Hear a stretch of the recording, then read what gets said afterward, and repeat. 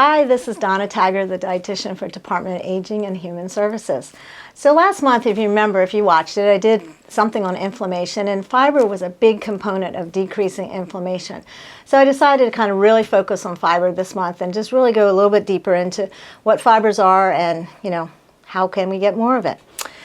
So question, have you ever considered how the population's health might change if the majority of Americans met the recommended intake for fiber?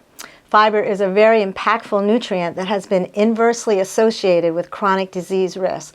In other words, more fiber you eat, less risk of chronic disease. Less fiber you eat, the more risk of chronic disease.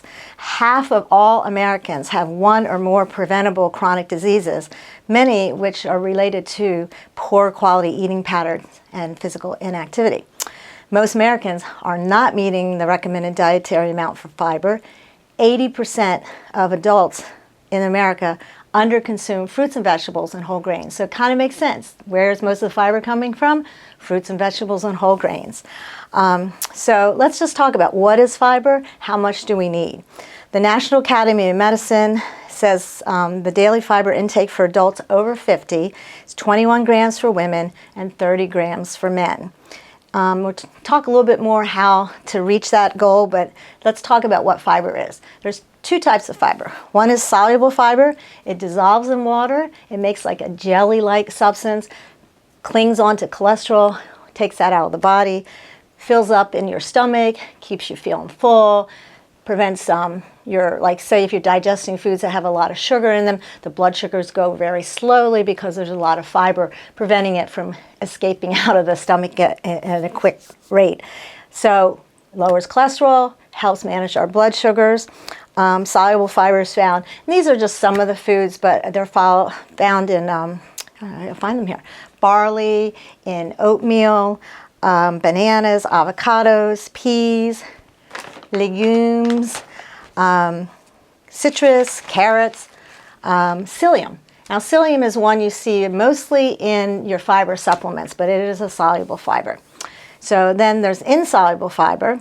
It doesn't dissolve. It basically is like a broom sweeping through our GI tract, cleaning out that intestine, bulking up our stools. It does something really neat too, and I'll tell you about that in a minute. But some of the good sources of insoluble fiber are whole wheat grains, wheat bran, nuts, again these beans, vegetables, and fruits. And the thing is, most foods kind of have both, some soluble, some insoluble food. And that's really nice about that because you can eat a variety of foods and get a variety of the different types of fiber. Now, here's the thing about that the fiber. Remember I said it goes through undigested? Well, guess what? The bacteria live down in our gut. They love that food. And they break it down and eat it for food, so they stay living down in our GI tract. It's all about what lives down there in our gut now these days. But what they do is that stuff they break down, it's called short-chain fatty acids. You don't have to really know that. But butyrate is one of them, and it feeds the cells of the colon, keeps them healthy, keeps that tightness so nothing can escape through and get out into the body. That's what, remember, caused that inflammation. It helps with the immune system. It helps fight cancerous stuff that comes into our body. It's really pretty cool how it all works. So that's why fiber is really crucial. Also, some of the other benefits. Again, we talked about the cholesterol, but it lowers the chance of constipation, decreases the risk for diverticulitis. Diverticulitis is when you get those little pouches on the intestine. That's called diverticulosis. But when it fills up with food, gets infected, inflamed, that's diverticulitis. And you don't want that to happen. Very, very, very painful if anyone has ever had diverticulitis. Decreases the risk of colorectal cancer, which is actually scary, on a rise here in St. Mary's County. A lot of people under the age of 40 are developing colon cancer. And again, it lowers the cholesterol, it lowers blood pressure, and really addresses that inflammation that is, remember we talked about, really linked with a lot of chronic diseases. So it also helps fill us up, stays in our stomach, makes us feel satisfied, makes us feel full. So it really is a good tool for weight management as well. So here are some foods put around here. Lots of things that have fiber. How we don't get enough, don't know. Lots of vegetables and fruits, obviously, all contain fiber.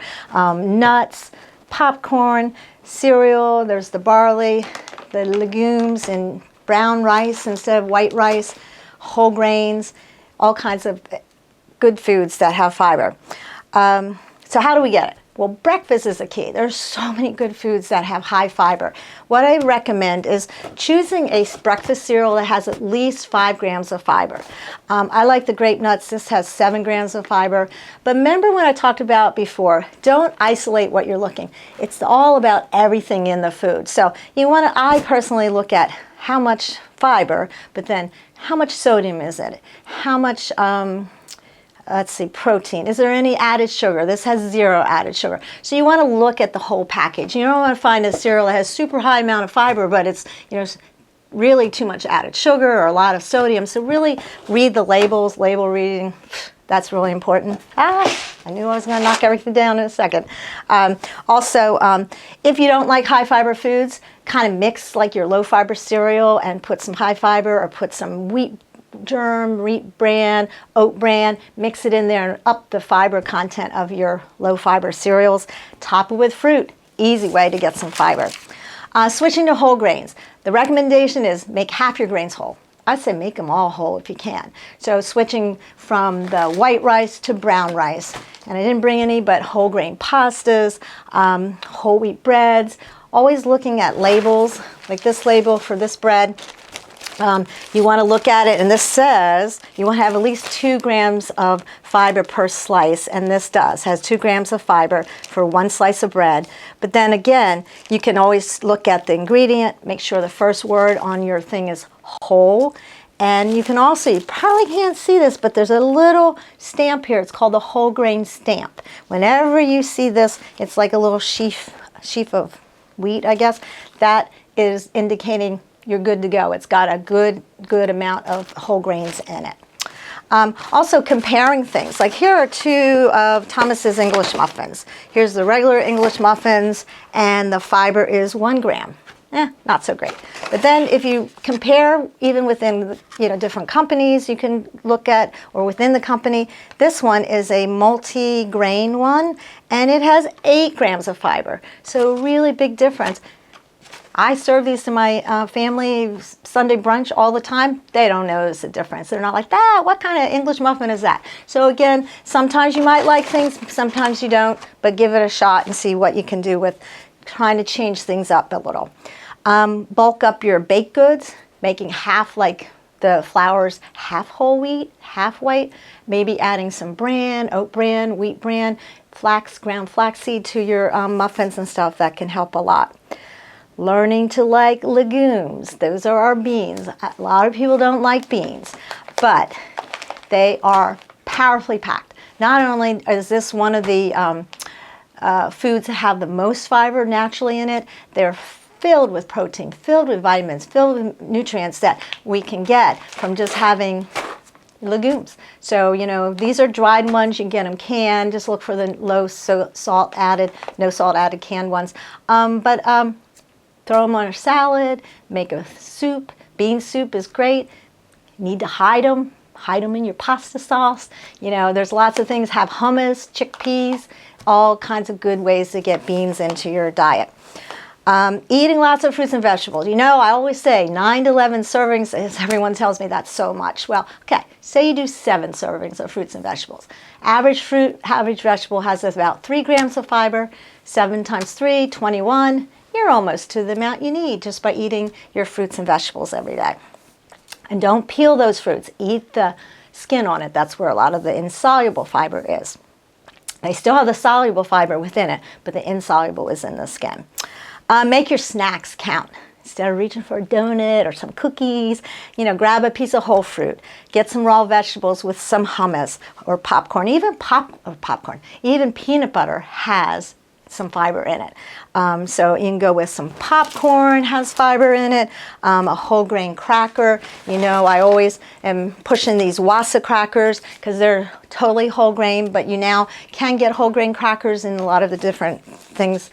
That's an idea. You can have a handful of nuts, Always a great way of getting some fiber. And again, you're getting other things, not just the fiber. You're getting the protein from the nuts. You're getting the good fats. You're getting all those antioxidants, all those things that help lower the risk of cancers are all in these plant-type foods.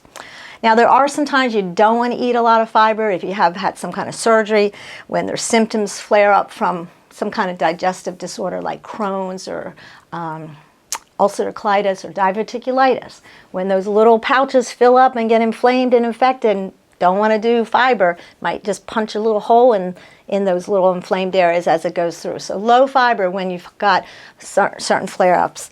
Of course, your doctor would let you know that.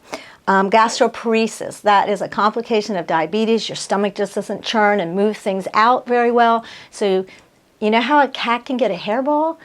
You can get what's called a bezoar. It's actually a fiber ball that's in your stomach because your stomach with gastroparesis just can't move things out and churn it like it should.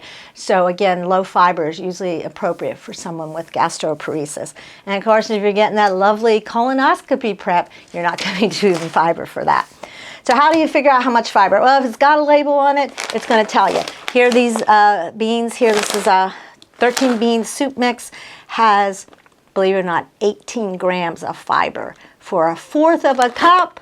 Can you believe that? You almost made your allowance for the day, recommended amount, just for having the beans. But anyway, everything's going to say how much fiber. If there's no fiber, it won't be listed. These crackers have 3 grams of fiber.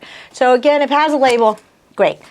But if it doesn't have a label, fruits, vegetables that are fresh, don't have labels, you can go to, and it'll be up on your screen, dietaryguidelines.gov. And in the search box is going to say, I'm looking for blank. Just type in fiber and it will put out a huge chart. I decided not to print it out. It's like pages of foods, every food you can think of that has fiber and how much is in it. So you can be old school just with a notebook and writing down your daily consumption and see how you do. Or you can go, and there's lots of apps. You can get some free apps that are really good. 2 that have been recommended good for tracking fiber is Live Strong's My Plate, and the other one is MyFitnessPal. And the reason they're nice is you can just enter in. You don't have to do a lot of other extra information if you want to just go, pretty practical. So what happens if you fall short? You've done your tracking. You're like, oh my gosh, I'm still short. What should I do? Despite your best efforts. Well, if the doctor will recommend it, or maybe, check with them, do a fiber supplement. The problem, again, is it's just isolating a soluble fiber, and you're not getting all the other things that come in. If you're eating fruits and vegetables, you're eating nuts, you're getting vitamins and your minerals, you're getting a mix of different fibers. The fiber supplement is just going to be the soluble fiber. So it's okay, but you really want to try to get as much from the food as you can. Most of those fiber supplements have psyllium, some have some other type of natural things. And then manufacturers will also try to, everybody's talking about fiber these days. So they want to up their fiber content of their food. They will add certain fibers in. If you see on the label chicory root, that's a natural fiber. Cellulose, pectin, that's a fiber that's in fruits. And if you've ever had to make jelly, add pectin to thicken it. Pectin is a soluble fiber. At the back or somewhere when you're watching this, there'll be some PDFs that you can print out or look at to reference some of this material. And then next month, I hope you join me. We're going to talk about diabetes because it's National Diabetes Awareness Month for the month of November. So I'll see you back here and have a great day. Bye now.